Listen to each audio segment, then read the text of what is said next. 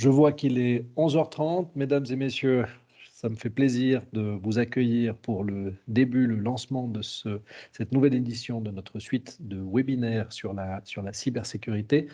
Aujourd'hui, un thème gouvernance et cyberrisque que nous allons aborder avec notre intervenant Yann Vermeil. Alors, je sors du mode de présentation un instant, comme ça, vous pouvez voir nos visages. Yann Vermeil, bonjour. Bonjour, bonjour à toutes et à tous. Bienvenue parmi nous. Aujourd'hui, on va donc parler gouvernance et cyberrisque. Depuis le début de ce webinaire, on n'a pas encore abordé les questions vraiment technologiques. Ça montre que la cybersécurité, c'est avant tout une question de connaissance et de bonne organisation. Et c'est justement le sujet qu'on va aborder avec vous ce matin. Yann, vous avez fait pratiquement toute votre carrière dans le secteur financier. Vous êtes un ancien de la FINMA, hein, l'autorité de surveillance des marchés financiers, dont vous avez été membre de la direction. Et aujourd'hui, vous apparaissez en tant qu'associé de l'ACAD, l'Académie des administrateurs, qui est un centre de formation pour les membres des conseils d'administration orienté PME. Et je peux l'attester puisque j'ai eu le plaisir de commencer ma formation d'administrateur avec vous. Donc, parmi les cours donnés par l'ACAD, il y a notamment une formation en matière de gestion des risques. Alors, peut-être pour lancer la discussion et vous passer la parole, c'est vous justement qui faites cette formation, la formation de gestion des risques. Quelles sont les principales constatations que vous avez pu faire? Quelles sont les attentes des participants à cette formation en matière de cybersécurité notamment? Merci Vincent. Alors d'abord, peut-être, je me permets juste au nom de la CAD de vous remercier de nous donner l'opportunité de participer à ce roadshow. Je suis vraiment très heureux d'être avec vous aujourd'hui. Et comme vous dites Vincent, effectivement, à la CAD, nous donnons dans le cadre de notre offre de formation un atelier gestion des risques qui dure une journée. Et c'est vrai que si on observe un petit peu les attentes des participantes et des participants, il y a un peu, disons, deux raisons qui les amènent à faire cet atelier. Il y a celles et ceux qui, je dirais, commencent, qui viennent pour mettre en place un processus de gestion des risques dans leur entreprise. En effet, comme vous l'avez dit, on a beaucoup de membres de conseil d'administration de PME et souvent à l'interne, ils ne disposent pas de fonction risque. Alors on les aide un petit peu à démystifier cette gestion des risques et puis surtout à l'inscrire dans leur gouvernance. Et puis il y a celles et ceux, alors par contre, qui ont déjà mis en place une gestion des risques et qui viennent pour l'améliorer, pour la rendre plus efficace, je dirais plus utile. Alors je ne sais pas combien d'entre vous ont déjà discuté de la matrice des risques de leur entreprise, mais souvent c'est un tableau Excel interminable dont le traitement est laborieux, voire ennuyeux. Et donc en fait c'est un peu le défi qu'on se fixe à la CAD. On essaye de faire en sorte que la gestion des risques ajoute vraiment de la valeur. Et c'est pourquoi on a aussi une approche, je dirais, assez pragmatique. Voilà, Vincent, un peu pour les attentes, je dirais, des participantes et des participants. Merci beaucoup, Yann. Je vais sans plus attendre directement vous passer la parole, hein. Je rappelle aux participants que les questions sont dans le chat, s'il vous plaît. C'est Cédric Lusier de Diarc, notre partenaire pour l'organisation de ce roadshow, qui aura la gentillesse de les reprendre pour la fin. D'ici là, bonne présentation. Yann, je vous mets la présentation PowerPoint et puis on se retrouve tout à l'heure. Merci. Merci. Alors, nous l'avons dit, hein, le thème du jour, c'est gouvernance et cyber-risque. Donc, on va parler de gestion des risques et plus précisément de l'organisation de la gestion des risques au sein d'une entreprise.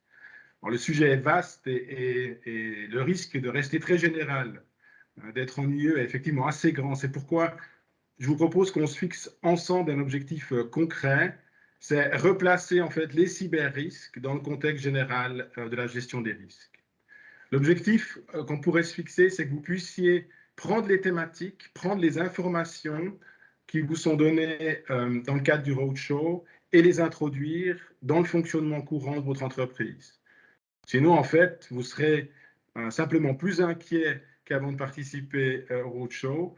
Vous mandaterez une fois un consultant en cybersécurité, vous passerez à autre chose.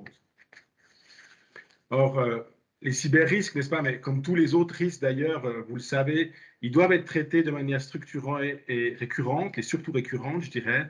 On ne s'en débarrasse pas, en fait. Il faut donc les saisir dans un processus, il faut qu'ils fassent partie de la gouvernance.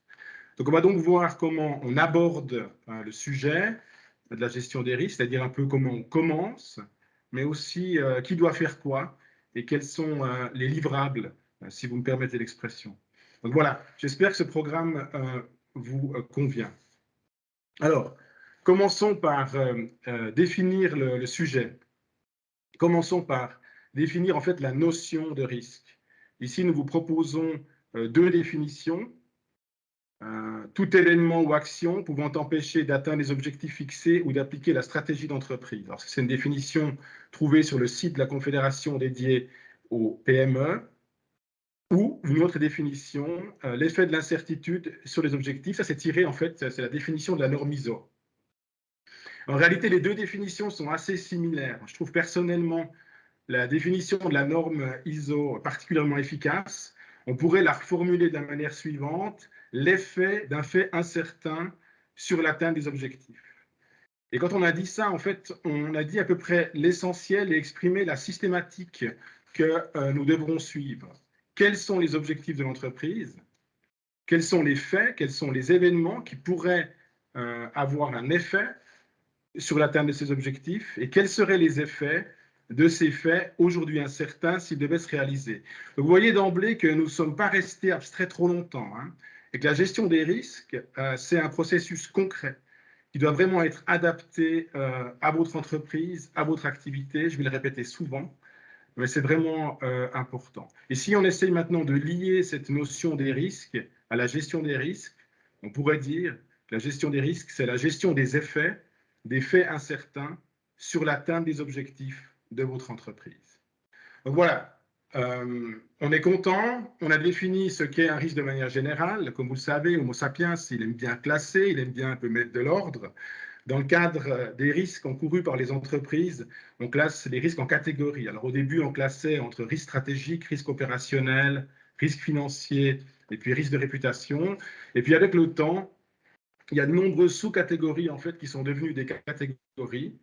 Vous en voyez une des illustrations possibles. Il y en a beaucoup d'autres. Donc, vous l'avez compris, vous faites un peu comme vous voulez, aussi longtemps que votre méthode, elle saisit toutes les catégories de risques et tous les risques qui sont propres à votre entreprise. Alors, on n'aura pas le temps de passer à travers toutes ces catégories et ce ne serait pas passionnant non plus. J'aimerais m'arrêter brièvement à deux catégories: les risques stratégiques et les risques opérationnels, que j'aimerais mettre en lien avec notre sujet du jour, les cyber-risques.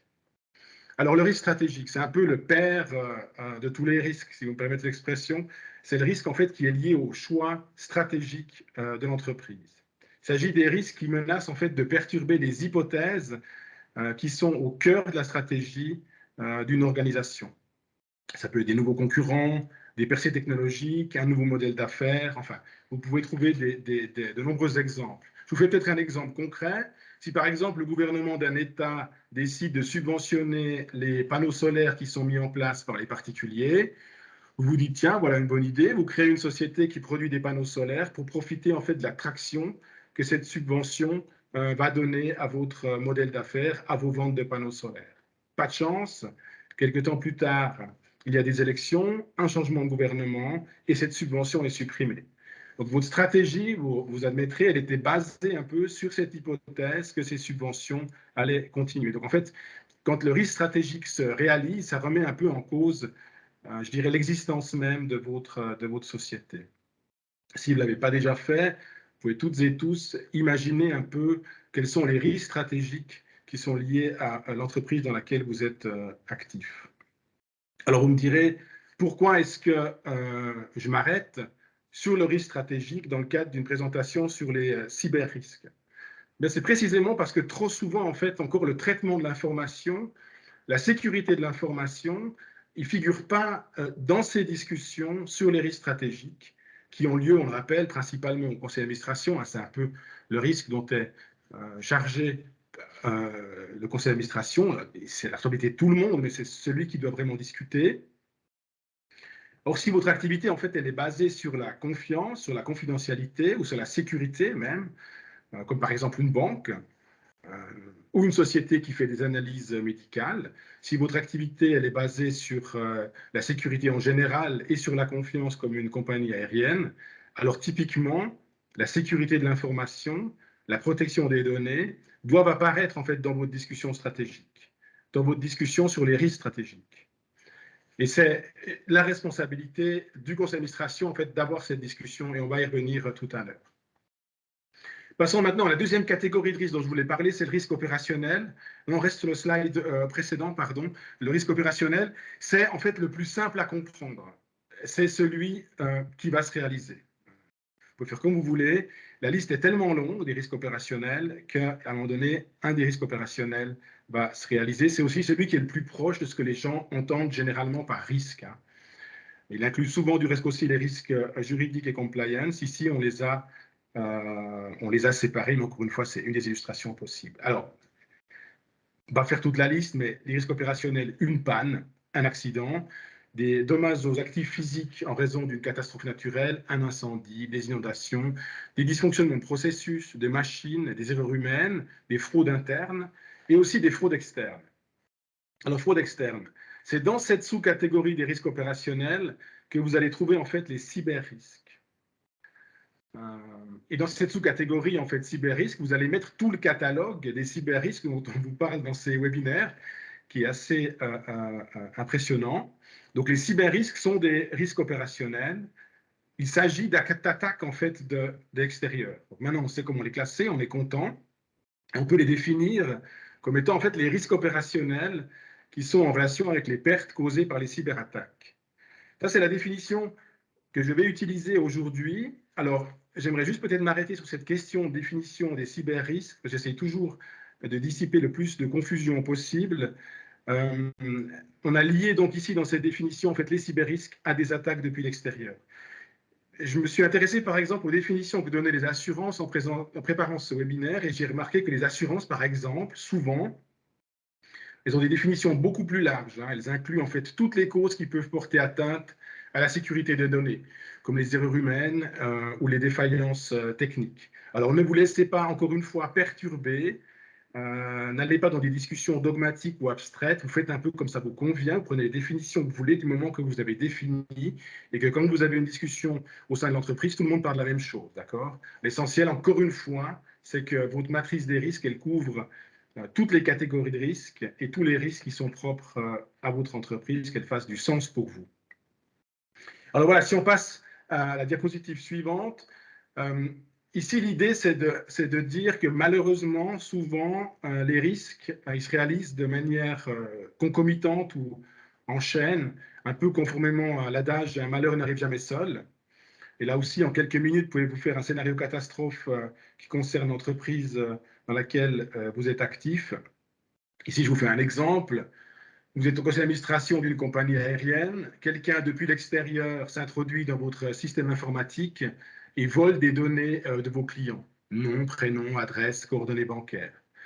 Donc, vous admettrez que le risque opérationnel, tel qu'on vient de le définir, sous sa forme cyber-risque, est réalisé. C'est le premier risque qui est réalisé. Dans la mesure où vous n'avez pas été capable de protéger en fait, la confidentialité des données, vous avez violé la réglementation en matière de protection des données. Dans l'Union européenne, vous le savez, on vous en a déjà aussi parlé dans les précédents webinaires, c'est ce fameux règlement général de la protection des données, le RGPD. En Suisse, son pendant, la loi fédérale sur la protection des données, en tout cas sous sa forme révisée. Vous le savez, vous l'avez vu dans les précédents webinaires, ces cyberattaques, elles entraînent très souvent en fait une violation de la sécurité de données personnelles au sens de la loi. Alors à ce stade, je ne pense pas que vous ayez forcément besoin d'avoir plus d'informations anxiogènes que celles qui vous sont données depuis le début de ce roadshow, mais je souhaiterais quand même insister sur le fait que cette loi révisée va entrer en vigueur en fait le 1er septembre 2023. D'accord ? Alors ça vous peut paraître loin, mais il faut comprendre que le 1er septembre 2023, vous devrez être en conformité avec la nouvelle loi. Donc si vous voulez bien, la période transitoire pour être en conformité avec la loi, c'est maintenant aussi pendant ce webinaire. Donc toutes les nouvelles règles, toutes les exigences organisationnelles qui sont en fait liées à cette nouvelle loi, vous pouvez d'ores et déjà, en fait, si vous voulez, les introduire dans votre matrice des risques. Mais reprenons. On en était en fait au risque légal, risque compliance. Pourquoi? Parce qu'on dit que cette violation, cette intrusion dans votre système et ce vol de données fait que vous avez non seulement un risque opérationnel qui s'est réalisé, mais aussi le risque légal, compliance, réglementaire, qui s'est réalisé puisque vous avez violé la réglementation en matière de protection des données. Vous savez que le RGPD prévoit des très fortes amendes. Si on reste dans cet exemple, admettons que c'est une compagnie aérienne qui est domiciliée dans l'Union européenne, ça peut être un montant jusqu'à 20 millions d'euros ou 4% du chiffre d'affaires, c'est le chiffre qui est le plus haut, mais là évidemment on parle du maximum. Donc le risque légal est réalisé. Maintenant ce vol de données, il est révélé au public qui apprend par la même occasion en fait que vous êtes condamné à une amende de 20 millions d'euros. Donc là, le risque de réputation est réalisé aussi. Ensuite, cette amende, plus par exemple une perte de confiance dans votre entreprise, qui entraîne elle aussi cette perte de confiance, une diminution du chiffre d'affaires, peut faire en sorte que finalement le risque financier se réalise aussi. Un risque qui du reste était peut-être déjà en cours de réalisation en raison de la réalisation d'un autre risque, comme par exemple une crise sanitaire, et ainsi de suite. Jusqu'à ce que peut-être cette cascade de risques remette en cause l'existence même de votre entreprise. C'est ce qu'on appelle communément, en fait, après une situation de crise. Donc voilà, ça c'était pour vous faire une illustration un petit peu d'un scénario un peu catastrophe qui peut se produire dans l'hypothèse d'une cyberattaque, en particulier, comme je disais avant, si votre entreprise, ou disons si la sécurité des données, si la confiance, si la confidentialité sont vraiment au cœur aussi de l'activité de votre entreprise. Alors, maintenant, on va examiner rapidement les deux paramètres qui définissent en fait les risques. C'est l'impact potentiel et la probabilité d'occurrence. Alors, l'impact et probabilité, en fait, ça vous permet de déterminer le risque brut. On ne va pas entrer dans le détail, rassurez-vous. Mais par exemple, si l'impact d'un risque que vous avez identifié dans votre entreprise est élevé, la probabilité est moyenne, vous faites un petit peu des clés de conversion, vous pouvez conclure que le risque brut est élevé. Vous faites ça pour tous vos risques, vous faites ça aussi pour tous vos risques opérationnels, vous faites donc ça évidemment aussi pour tous les cyber-risques parmi vos risques opérationnels, et ainsi de suite, vous avez compris. Donc vous me direz pourquoi? Alors, en fait, c'est pour pouvoir identifier vos risques bruts les plus élevés, afin que vous puissiez mettre des priorités. Si vous faites pour la première fois une matrice des risques pour votre entreprise, vous pourriez être un peu étourdi par la longueur de la liste. Il faut que vous puissiez en fait vous concentrer sur les risques bruts qui sont les plus élevés et prendre en fait les mesures. Puis vous avez aussi évidemment des contraintes en matière de budget. Donc vous devez pouvoir mettre des priorités. Après, pour les cyber-risques, j'ai envie de dire, c'est compliqué de ne pas être tout en haut de la liste, en particulier si on suit l'actualité. Peut-être que parmi les cyber-risques, il y en a certains qui seront plus prioritaires que d'autres.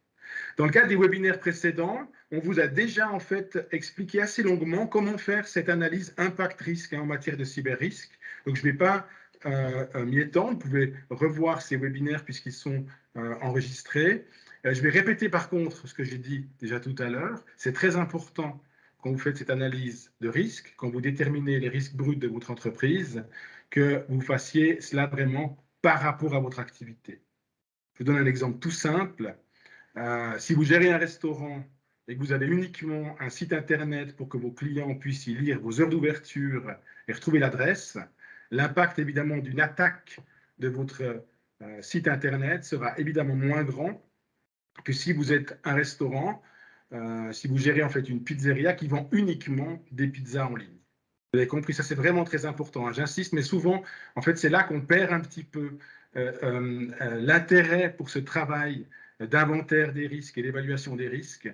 C'est quand, en fait, on arrête de vraiment la tailler sur l'activité propre à l'entreprise.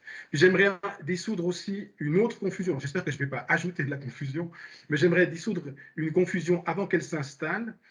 Dans le cadre du roadshow, on vous a parlé aussi d'analyse d'impact en matière de protection des données personnelles. Hein, l'acronyme AIPD a été utilisé. Alors ça, c'est une analyse en fait que vous devez faire lorsque certaines conditions sont remplies dans le cadre des réglementations sur la protection des données. C'est réglé, pour ceux que ça intéresse, à l'article 22 de la nouvelle loi sur la protection des données qui entrera en vigueur le 1er septembre de l'année prochaine, comme je vous l'ai dit tout à l'heure. D'accord ? Ça, c'est une analyse que le responsable du traitement des données doit faire, l'analyse responsable du traitement des données au sens de la loi sur la protection des données, doit faire en fait lorsque le traitement de données personnelles envisagé est susceptible d'entraîner un risque élevé pour la personnalité. Alors, je ne vais pas du tout m'étendre sur cette analyse qui est propre à la LPD, pardon. Mon point ici, c'est de vous dire simplement, ne confondez pas cette analyse-là que la loi vous demande de faire et de documenter avec l'analyse impact-probabilité dont nous venons de parler, que vous devez faire pour chaque risque. Donc, quand on vous parle dans le domaine cyber-risque, dans le domaine de protection des données, d'analyse d'impact, demandez toujours si on vous parle d'une analyse d'impact au sens de la loi sur la protection des données, ou du reste au sens du RGPD, ou alors si vous êtes en train simplement de faire de l'analyse impact-probabilité, comme vous le feriez pour tous les autres risques. Donc voilà, parce qu'il y a des similitudes, mais c'est pour éviter en fait qu'il y ait de la confusion dans le cadre de ce que vous pourriez entendre dans le cadre du roadshow. Alors maintenant, si on passe à la page suivante, on a défini ce qu'est un risque, on a parlé des catégories. Maintenant, on va brièvement essayer de voir ce qu'on entend par gérer. Ici, vous voyez un graphique qui est en fait très fortement inspiré de la norme ISO. Vous en trouvez une multitude de variantes. Ce n'est pas très important, on ne va pas entrer dans le détail. Ce que je trouve intéressant, c'est qu'en fait, ça rappelle quand même ce qu'on a dit aussi au début. D'abord, vous allez établir le contexte qui est propre à votre entreprise. Hein, stratégie, objectif, dans quel marché vous êtes, etc.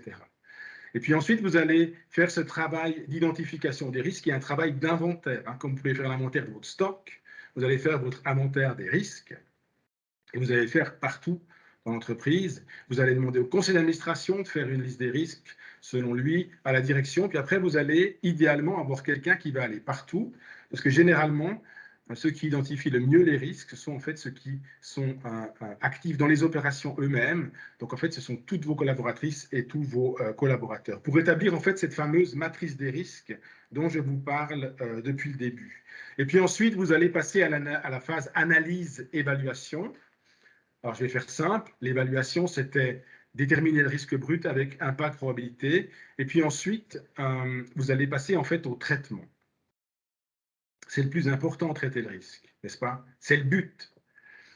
Mais on est toujours étonné. Hein. Des fois, c'est un processus qui est tellement lourd, tellement ennuyeux, qu'en fait, à la fin, il y a une très longue liste, il y a beaucoup de descriptions de risques, et puis en fait, on n'arrive pas à dégager des mesures. Et c'est là que vous devez avoir suffisamment d'endurance, sinon l'exercice n'est pas très utile, il est presque uniquement inquiétant pour en fait aller sur cette partie traitement. Ça, j'y reviens tout de suite. J'aimerais juste encore insister sur un point. Je l'ai dit tout au début, quand je parlais de la définition même de la notion de risque, la définition que vous connaissez dans votre vie privée aussi, n'est-ce pas? En fait, cette gestion des risques, c'est un processus que vous ne pouvez pas faire une seule fois. C'est très dynamique. Vous le savez, les risques changent. Vous avez des nouveaux systèmes, des nouvelles machines que vous introduisez, vous avez des nouvelles pandémies, vous avez des nouvelles guerres, il y a des gens qui arrivent, des gens qui partent. Donc en fait, il y a des risques qui apparaissent, des risques qui disparaissent, des risques qui changent. Donc vous devez toujours en fait traiter, gérer ces risques, avoir cette discussion. Et plus vous aurez commencé efficacement, plus vous verrez un intérêt en fait à continuer avec ce processus. Alors, passons au traitement. On l'a dit, hein, c'est vraiment, je dirais, l'étape la plus importante. On fait tout ça pour finalement traiter les risques. Donc après l'analyse et l'évaluation, on peut décider de prendre le risque, réduire le risque, transférer le risque ou éviter le risque. N'est-ce pas? C'est ce que je dis souvent. L'entrepreneuriat, en fait, c'est prendre des risques. Donc, il faut faire attention aussi, d'abord, la bonne culture des risques. La bonne culture des risques, en fait, elle vous permet de prendre les bons risques, si vous me permettez l'expression. Sinon, si vous avez une approche qui est beaucoup trop grande aversion au risque, si vous me permettez l'expression, alors vous risquez, en fait, aussi une certaine forme de rigidité qui elle-même peut devenir un risque. Mais tout ça, c'est bien quand on parle des risques en général. Quand on parle de cyber-risque, je pense que ce discours n'est pas vraiment possible. Hein. En matière de cyber-risque, et je ne pense pas qu'il y ait des risques à prendre. Donc c'est un peu un cas particulier. C'est de la même manière que, par exemple, les risques qui sont liés à la sécurité des personnes dans l'entreprise. Et voilà. Quand on parle de cyber-risque, effectivement, là, on va surtout être dans des exercices qui auront pour but de réduire ou éviter que les risques se réalisent. Donc, vous allez travailler pour réduire, par exemple, la probabilité qu'il y ait quelqu'un qui s'introduise dans votre système. Et ensuite, si quelqu'un devait malgré tout, malgré vos mesures, s'introduire dans vos systèmes, vous allez faire en sorte que l'impact, vous allez prendre des mesures pour que l'impact soit le plus petit possible. Donc, en fait, vous avez votre risque brut dont on a parlé avant, vous prenez vos mesures, et puis en fait, vous devez aboutir à un risque net qui peut être égal à 0 si vous avez vraiment réussi à tout couvrir, ce qui est assez rare, ou vous avez un risque résiduel, donc votre risque net n'est pas égal à 0, et c'est ce risque-là que vous pourriez vouloir transférer. Hein. Quand on dit transférer, généralement, on entend par assurer. Alors, dans le webinaire précédent, c'était intéressant, et je souscris à ce qui a été dit. On vous a dit, c'est pas soit, hein, c'est pas soit traité, soit assuré. Je pense qu'effectivement, en particulier les cyber-risques, il faut toujours traiter, et le cas échéant, donc cette partie résiduelle, cette partie restante, vous pourriez vouloir la transférer, c'est-à-dire l'assurer. Je sais que vous aurez en octobre un webinaire sur ce sujet des assurances, donc vous aurez l'occasion d'en discuter avec des spécialistes. À ce propos du transfert, quand même, il faut toujours être bien conscient qu'on peut effectivement transférer, assurer une partie du risque financier. C'est beaucoup plus compliqué pour le risque de réputation. Celui-là, il va bien rester collé à votre entreprise. Alors voilà, passons à la suite. Si on peut pas toujours travailler sur la cause, on peut toujours travailler sur les conséquences. Ça, c'est un message que je trouve important, que j'aimerais vous passer aussi aujourd'hui. Parce que souvent, après, dans ces discussions, si elles sont un peu longues, il commence à y avoir une certaine forme de fatalisme au sein des participants. Je vais vous donner un exemple pour illustrer ce propos. Au début de la crise Covid, c'était très intéressant d'observer en fait le degré de préparation des banques. Parce que s'il y a un domaine, vous êtes d'accord, pour lequel le télétravail est un défi, c'est bien le secteur bancaire. Vous n'avez pas forcément envie que votre collaborateur il fasse des transferts de millions de francs depuis son laptop, posé sur la table de la salle à manger, avec ses enfants à ses côtés, qui essayent désespérément d'attraper l'ordinateur pour regarder des dessins animés. Donc en fait, quand le télétravail a été décidé, la plupart des banques ne disposaient même pas de laptop en nombre suffisant. Mais j'ai pu observer une banque qui avait des laptops prêts, avec des accès limités, et configurés pour que le principe des 4 yeux soit respecté, et plein d'autres principes de contrôle. Mais ils ont distribué aux collaboratrices et collaborateurs, et ils ont continué de fonctionner. Alors que les autres banques cherchaient désespérément souvent des laptops et des webcams. Je ne sais pas si vous vous souvenez, au début du télétravail, il y avait eu un peu une pénurie de caméras. Alors c'était magnifique parce que tout le monde les a félicités pour leur incroyable niveau de préparation, pour leur clairvoyance, comment ils avaient pu prévoir le risque de pandémie, etc., etc. En réalité, ils étaient surtout prêts pour toute une série d'autres risques dont les effets étaient on ne peut plus aller au bureau. D'accord? Inondation, feu, imaginez ce que vous voulez. Donc à un moment donné, en fait, quand vous vous intéressez et quand vous regardez votre liste de risques, vous pouvez vous intéresser aux effets. Puis vous pouvez reprendre la discussion en vous intéressant aux effets. Et c'est particulièrement aussi intéressant quand vous voulez essayer en fait comment dire, de d'abord le meilleur rendement possible sur un exercice qui serait par exemple celui de faire un business continuity plan, hein, donc un plan qui vous permet de répondre vraiment à quelque chose comme une inondation de votre bâtiment ou votre bâtiment qui est plus accessible pendant des semaines. Et c'est ce que cette banque avait fait. Elle avait fait un business continuity plan, elle l'avait testé. Elle le testait une fois par année. Donc, une fois par année, c'est un exercice, pas avec toute la banque, mais avec des représentants de tous les secteurs. Et puis, en fait, quand la pandémie a commencé, que le télétravail a été décidé, elle a déroulé son business continuity plan. Et c'était vraiment magique à regarder. Ça s'est fait dans un calme qui était vraiment très impressionnant. Voilà, c'est pour vous donner un exemple. Dans un webinaire précédent, mes pulsations cardiaques ont un peu augmenté parce que je n'avais pas réalisé, hein, c'est ce qu'un des intervenants a dit, qu'en temps s'il y a une attaque des systèmes, en fait, on n'a plus rien du tout. Enfin, c'est une des variantes, on n'a plus rien du tout. On n'a même plus en fait les numéros de téléphone des collaborateurs. On n'a même plus les numéros de téléphone des fournisseurs. Moi, je me disais même, il y a même des fournisseurs, je ne sais même plus quelle est leur raison sociale, parce que ça fait des années qu'on a conclu des contrats avec eux. Donc, c'est vrai qu'avoir, en tout cas pour les cyber-risques, un business continuity plan, ça me paraît être tout à fait quelque chose de fondamental. Alors, continuons. Comment on commence? C'est un petit peu ce que je vous disais tout au début à titre préliminaire. Au début, ça peut paraître un petit peu compliqué de commencer, mais en fait, ce n'est pas vrai. C'est ce que je vous disais avant, c'est un travail d'inventaire, d'accord? Donc, vous passez dans l'entreprise, vous relevez tous ces risques. Parfois, c'est possible de le faire en utilisant son bon sens commun et son expérience, sa connaissance des standards. Par exemple, vous pouvez commencer vraiment avec le bon sens commun. Vous montez au département facturation et puis vous testez le principe des 4 yeux ou le principe de contrôle. Et puis vous vous demandez, tiens, à quel point ce serait facile de faire des fausses factures et de détourner de l'argent de la société pendant les 5 prochaines années? Qu'est-ce qui empêcherait que, par exemple, cette fraude interne se réalise? Même chose sur des risques très opérationnels. Si vous êtes une société qui produit du vin, vous allez à la chaîne d'embouteillage et puis vous posez la question combien de fois par année elle tombe en panne, quel âge elle a, et qu'est-ce qui se passe si elle tombe en panne pendant 2, 3, 4, 5 jours. Et là, vous aurez évidemment des risques à tous les niveaux qui vont aussi être des risques financiers. Ça, vous pouvez en fait déterminer avec les spécialistes de votre entreprise assez facilement un petit peu l'étendue des risques et puis déterminer quelles mesures devraient être prises. Mais comment vous faites dans le domaine informatique quand typiquement, alors comme moi, vous arrivez à peine à faire fonctionner votre smartphone pour identifier ces risques? Alors là, je pense que ça a été dit. Soit vous avez des personnes compétentes à l'interne, soit vous allez vous adresser à des experts à l'externe.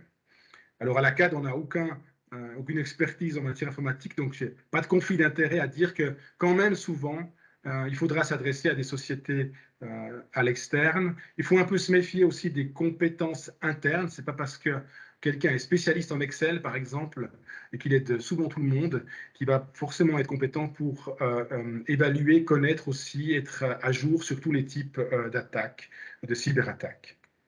Et après, c'est ce qu'on disait, vous faites cet inventaire des risques, vous les évaluez, et puis vous continuez vraiment sur la chaîne qui a été présentée tout à l'heure sur le tableau de gestion des risques. Donc, vous aurez catégorie risque opérationnel, type de risque cyber-risque, et après, vous aurez des définitions de risque, intrusion et vol de données, vous déterminez impact, probabilité, risque brut, puis après, surtout, traitement. Et là aussi, traitement, essayez de garder vraiment le plus de vigilance année après année sur cette partie traitement, parce que encore une fois, vous ne vous débarrassez pas de ces risques. Alors maintenant, comment on introduit en fait ce processus de gestion des risques dans la gouvernance de l'entreprise? Alors on va commencer par les responsabilités du conseil d'administration. Jusqu'ici, on a réussi à ne pas vous bombarder de base légale. On n'échappera pas à l'article 716A du Code des obligations qui, en fait, liste les attributions intransmissibles et inaliénables du conseil d'administration. Elles ne sont pas toutes là. Là, je vous ai mis celles qui sont liées à la gestion des risques et puis envers celles qui sont plus encore liées, je dirais, à la gestion des cyber-risques. Alors, passons à la page suivante. Ce que j'ai envie de dire déjà, c'est que si le conseil d'administration, et je l'ai déjà dit avant, il est responsable de fixer la stratégie de l'entreprise, c'est ce qu'on appelle haute direction de l'entreprise. Il est aussi responsable de discuter des risques. On a déjà parlé, j'y reviens pas. On peut passer à la page suivante. Ce que j'aimerais dire, c'est, et ça c'est pour moi un point important, c'est que généralement, cette discussion stratégique elle a lieu, même les risques stratégiques seront évoqués. Par contre, quand on est dans le sujet informatique, souvent, il n'y a plus vraiment de discussion. D'accord? Pour les mêmes raisons que je vous ai expliquées avant, c'est aussi mon cas, n'est-ce pas? Dans la mesure où je n'y comprends pas grand-chose, je n'ai pas un intérêt à me lancer dans de longues discussions. Et c'est pour cette raison, et on le voit vraiment dans les entreprises, que c'est important de mettre ce sujet de la stratégie informatique à l'ordre du jour. Il faut en fait forcer la discussion avec les éléments plaisants, où tout le monde peut un peu donner son opinion. Est-ce qu'on devrait digitaliser notre activité? Est-ce qu'on devrait offrir une application, etc. Et les éléments moins plaisants, pourtant nécessaires et importants, ceux dont on vous parle dans le cadre de ce roadshow, la sécurité de l'infrastructure informatique, qu'est-ce qu'on fait si les serveurs prennent feu, et la sécurité de l'information, comme on vous en parle depuis le début du roadshow. Là, je vous ai mis simplement sur cette page un peu un point de départ pour structurer la discussion au sein de votre conseil d'administration, le cas échéant. Maintenant, dans cette liste, c'est le point 4, vous avez un élément important, parce que c'est la responsabilité évidemment du conseil d'administration, on l'a dit avant, que d'instruire la direction, en particulier évidemment si vous avez une direction, il y a des sociétés, des tout petites sociétés qui n'ont pas forcément délégué la gestion à une direction. Et si vous avez délégué la gestion à une direction, alors vous devez en fait donner des instructions à la direction. Mais quelles instructions donner à la direction en matière informatique? Alors c'est vraiment une question, c'est une vraie question et c'est pour ça que j'ai cherché la réponse. Et puis après j'ai trouvé en fait cette circulaire FINMA que vous avez sous les yeux. C'est l'avantage, n'est-ce pas, des domaines très réglementés. Alors vous me direz, c'est aussi le désavantage. Mais l'avantage, quand vous n'avez aucune idée, c'est qu'on vous dit en gros ce que vous devez faire.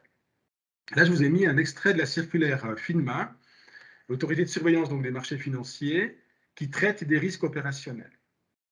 Puis je vous ai mis un extrait, l'extrait qui traite des cyber-risques. Ce n'est pas toute la partie sur les cyber-risques, mais c'est un extrait de l'extrait sur les cyber-risques, notre sujet aujourd'hui. Les cyber-risques, on l'a fait avant, cette définition. Du reste, on avait repris cette définition, justement, la définition qui est plus applicable, je dirais, de manière traditionnelle en management, comme étant les risques opérationnels qui sont en relation avec les pertes éventuelles causées par des cyberattaques. Vous vous souvenez de cette définition assez étroite qui lie les cyber-risques à une attaque de l'extérieur, à une cyberattaque. Alors là aussi, vous pouvez prendre cette liste et puis vous pouvez un peu l'utiliser comme une to-do list à l'attention de la direction. Et puis vous pouvez demander que ces points, en fait, soient traités.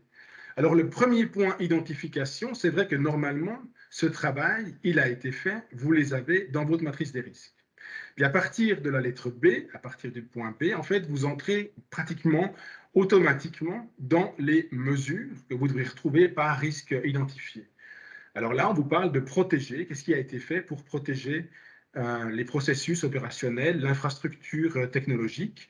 Donc là, vous pouvez commencer un petit peu aussi à utiliser ça comme point de départ. Ça, c'est vraiment si vous êtes, je dirais, au début du traitement de ces risques dans votre matrice des risques. Après, si vous allez à la lettre C, vous pouvez aussi voir qu'on va vous demander de déterminer ce qui a été fait. Alors là, le mot surveillance, moi j'aurais plutôt dit, au lieu de surveiller, détecter, quelles mesures ont été prises pour que vous soyez capable de détecter de manière rapide ces cyberattaques. Après, on va vous demander qu'est-ce qui a été fait en matière de réaction, qu'est-ce qui est prêt. Et là, vous allez voir ce BCM. Donc ça, c'est ce Business Continuity Management, ce plan d'urgence, ce plan de réaction que vous pouvez mettre en place dans votre société pour des risques qui sont des risques, je dirais, plus liés à des catastrophes habituelles, donc inondations, feux, etc. Et puis là, vous devriez aussi imaginer, ça vous a été recommandé aussi par les spécialistes en cybersécurité dans les webinaires précédents, avoir un Business Continuity Plan pour réagir correctement à une cyberattaque. Et puis après, alors on vous parle évidemment aussi, on vous demande de déterminer à quelle vitesse tout refonctionnera normalement, enfin un peu le rêve, donc de garantir en fait un rétablissement rapide de la marche normale des affaires. Ouais, évidemment que c'est particulièrement important si vous êtes une banque et si vous avez par exemple des positions aussi dans les portefeuilles de vos clients que vous ne pouvez pas laisser éternellement dans l'état où elles étaient au moment où il y a eu la cyberattaque. Et puis, cette circulaire va loin puisqu'elle dit même que vous devez faire des analyses de vulnérabilité, des tests d'intrusion régulièrement pour essayer de voir en fait si vos systèmes sont à jour. Donc voilà, ça c'est quelque chose que vous pouvez utiliser aussi simplement en termes de structure dans vos entreprises respectives pour essayer de structurer la discussion. Alors si on continue, là, on va passer rapidement parce qu'en fait, on l'a déjà dit, le conseil d'administration, il est responsable de fixer l'organisation. Ici, vous avez un peu le programme complet. Alors, Évidemment, dans les petites entreprises, vous n'avez pas forcément les lignes qui vont après direction. Donc, vous avez plutôt un conseil d'administration avec une direction. Vous avez peut-être une fonction risque. Vous avez généralement un audit externe, mais vous n'avez pas forcément de risk officer ou d'audit interne, etc. Ça, c'est un peu en fonction de la société en question. Mais c'est quand même la responsabilité du conseil d'organiser la société. Si on passe à la haute surveillance maintenant, c'est donc cette fonction, on l'a dit, hein, si vous déléguez la gestion à la direction, vous devez évidemment faire en sorte de surveiller que ces instructions sont respectées et que les mesures, enfin ce qui a été décidé en termes d'objectifs pour l'entreprise, que tous ces objectifs puissent être atteints. Et souvent, ce qu'il y a, vous le savez, dans vos entreprises, vous en avez peut-être, c'est que le conseil d'administration, il délègue à une partie de ses membres, en fait, la responsabilité des sujets audit, finance et risque. Alors, ces comités, ils ont des abréviations que vous voulez. Hein. Ici, j'ai mis comité, finance, audit et risque, donc CFAR. C'est des spécialistes. Généralement, ils viennent de la comptabilité, de l'audit, etc. Ils sont indépendants, ils ne sont pas exécutifs. Et puis, ils vont, si vous voulez, un peu pré-traiter, pré-mâcher toute la partie état financier, matrice des risques, à l'attention du conseil d'administration. Vous me direz, pourquoi vous me parlez de ça? Je vous parle de ça parce que souvent, on leur colle aussi toute la partie IT. Et ce n'est pas toujours une bonne idée. Ce n'est pas toujours raisonnable, n'est-ce pas? Parce que ce ne sont évidemment, et vous le savez, pas les mêmes compétences. Et il y a assez peu de sociétés qui se sont dotées en fait d'un comité informatique. Alors, il faut quand même faire attention, hein, parce qu'il ne faudrait pas que les autres membres du conseil d'administration aient l'impression que le problème est sous contrôle, parce qu'il a été traité ou pré-traité par ce comité. Voilà un petit élément peut-être à votre attention. Puis surtout, évidemment, ça n'enlève pas la responsabilité des autres membres du conseil d'administration si ça a été traité dans ce comité.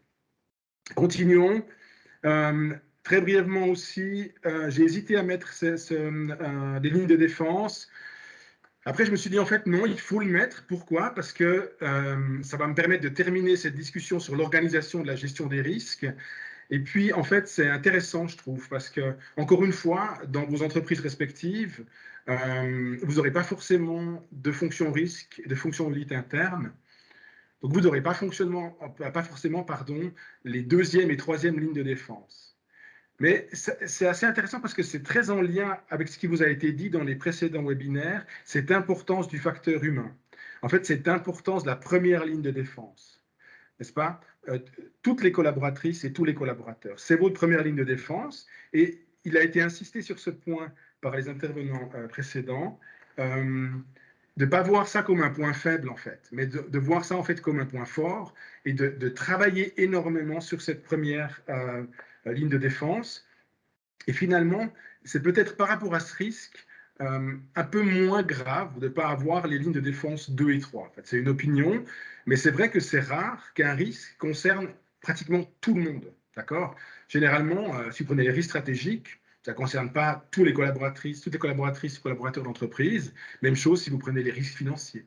Le risque de crédit, le risque de liquidité, ça concerne plus spécifiquement un département. Donc ça me permettait de réinsister sur ce qui a été dit, je crois, et c'est vraiment quelque chose qui doit vous permettre aussi de structurer les mesures, le traitement des cyber-risques dans vos discussions respectives.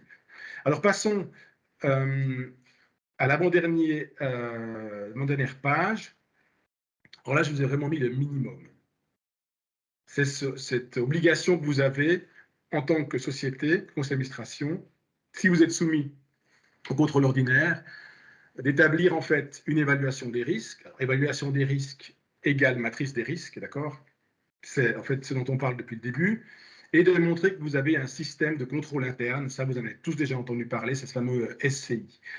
Alors, pourquoi je vous dis que c'est le minimum? C'est parce que c'est vraiment le minimum légal. C'est assez peu défini dans la loi et généralement, c'est assez vite fait. Donc, par exemple, le système de contrôle interne, il couvre pratiquement que les risques qui sont liés à l'établissement des états financiers. Puis la matrice des risques, il n'y a pas une grande attention qui est mise, ce que je vous disais avant, sur la partie traitement. Et ça, je pense que c'est important, effectivement, de ne pas se contenter de ce minimum. Ce n'est pas parce que vous avez rempli ces deux points que vous pourrez vous dédouaner de votre responsabilité, des tâches que j'ai mentionnées tout à l'heure, qui sont les vôtres en termes d'organes au sein de la société. si, par exemple, vous n'avez pas identifié des risques qui auraient dû être identifiés, pas pris des mesures, ou fait prendre des mesures qui auraient dû être prises. Donc là, c'est juste pour vous dire, ça c'est un peu le minimum. Après, sur le dernier slide, et puis un petit peu aussi à titre de résumé, je vous ai mis un petit peu ce que vous pourriez vouloir avoir au sein de votre entreprise. La matrice des risques, j'y reviens pas, ça pourrait être trop de répétitions. Le système de contrôle interne, je ne vais pas m'étendre non plus, vous savez tous ce que c'est, vous l'avez vu passer, parce que vous devez le revoir une fois par année dans la documentation. La directive interne gestion des risques, alors ça, c'est quelque chose, vous allez me dire pourquoi, vous allez me parler d'une nouvelle directive, c'est vraiment pas une bonne idée. Je vous assure que d'avoir une fois une discussion sur la tolérance et risques dans l'entreprise, c'est vraiment très utile. Et surtout, ça vous permet de définir les risques et d'avoir finalement une discussion où tout le monde se comprend. Business Continuity Plan, j'en ai déjà parlé, j'y reviens pas. Stratégie informatique, comme je vous l'ai dit, forcez cette discussion au sein de votre conseil, puis après, essayez de documenter le plus possible. Donc voilà, je vous remercie. J'aurais terminé. J'espère que j'ai été suffisamment clair, que je n'ai pas rajouté de la confusion, mais que je vous ai donné un petit peu des possibilités pour structurer ces discussions au sein de vos entreprises. Et je suis évidemment à votre disposition pour toute question que vous pourriez avoir. Merci beaucoup.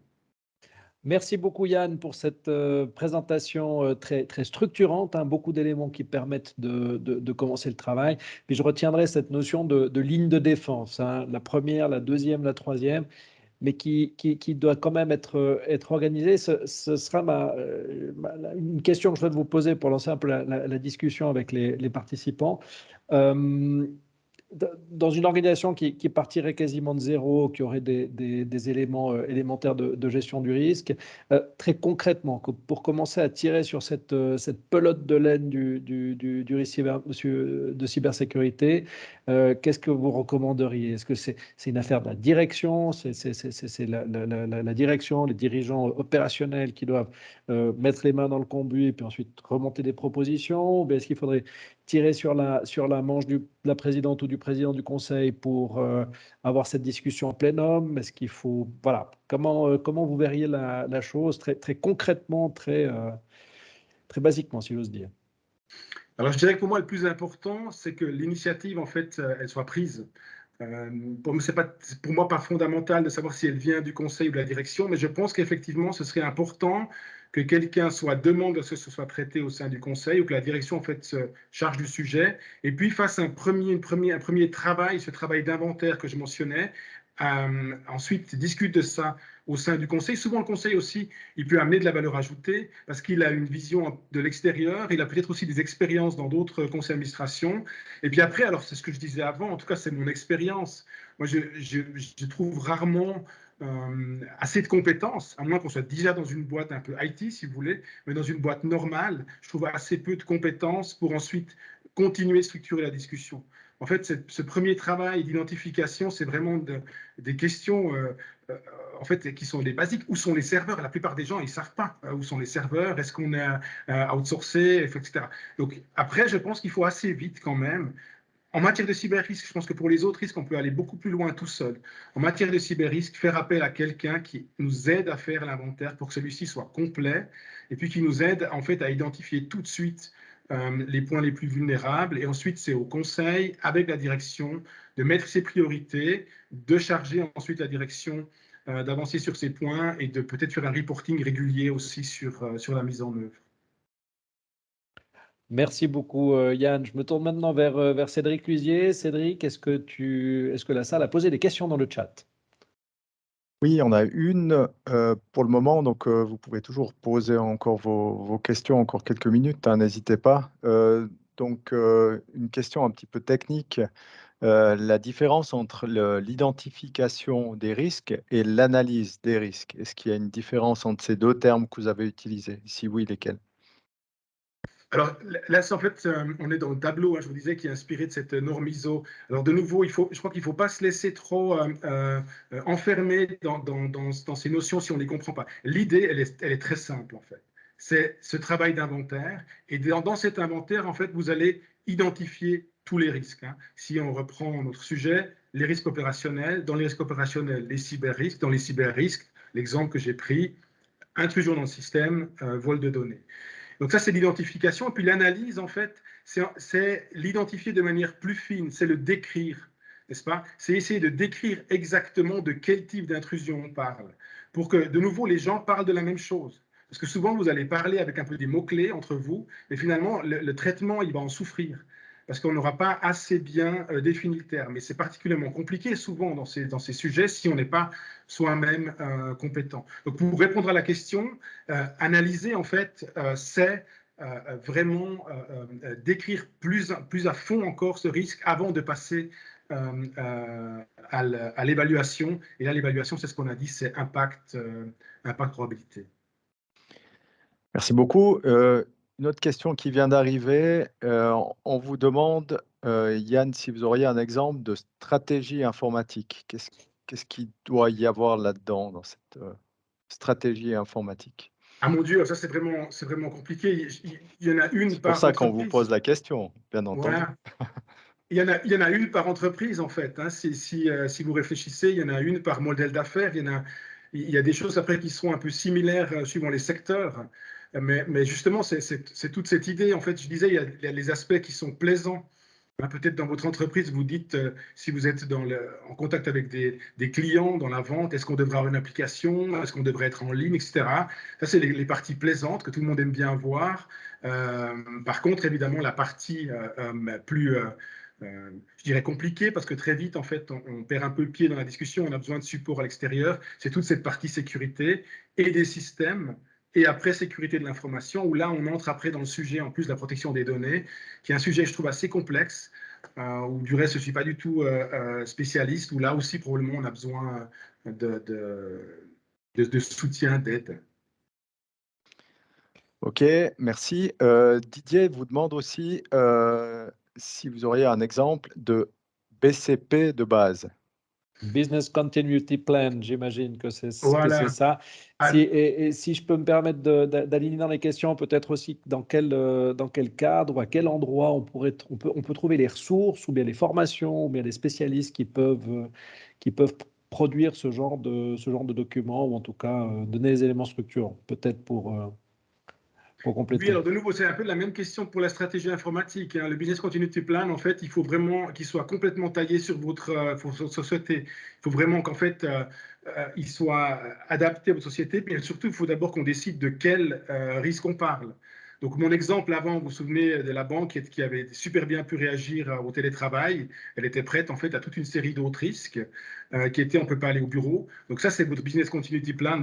Pour ceux qui étaient là en 2000, quand il y a eu le passage à l'an 2000, il y a toutes les sociétés qui étaient très informatisées. On avait mis en place en fait des structures aussi pour ce risque des passages à l'an zéro, si vous permettez. Et ça, c'est vraiment quelque chose qui est très difficile de donner de manière abstraite. Et je pense même que c'est dangereux de vouloir reprendre quelque chose de l'extérieur. Je pense qu'il faut simplement reprendre une structure. Et ça, alors évidemment que les sociétés qui sont les sociétés d'audit, et puis après les sociétés spécialisées, je pense qu'en cybersécurité, il faut vous adresser directement, enfin c'est en tout cas ce que je ferais, m'adresser directement aux sociétés spécialisées, celles qui ont déjà dû récupérer des données et sauver des sociétés après attaque, qui probablement sont les mieux à même pour vous accompagner, pour en faire votre business continuity plan en matière de cybersécurité. Je pense que c'est un sujet très particulier. Hein. Très bien, merci beaucoup. Il n'y a plus de questions à l'heure actuelle, donc je propose peut-être, Vincent, que tu conclues. Merci beaucoup Cédric, merci beaucoup Yann. Je vois dans le chat qu'il y a déjà le désir d'avoir un deuxième webinaire de niveau plus avancé et puis plus spécifique encore au niveau cyber risque. Hein. Aujourd'hui, c'était vraiment l'introduction générale, on va dire, à la gestion des risques avec les premières pistes pour la cybersécurité. Mais pourquoi pas envisager un webinaire intermédiaire ou avancé qui creuse un peu plus. Je tiens à remercier tous les participants pour leur fidélité au webinaire, souhaiter la bienvenue à ceux qui nous ont rejoints. Je peux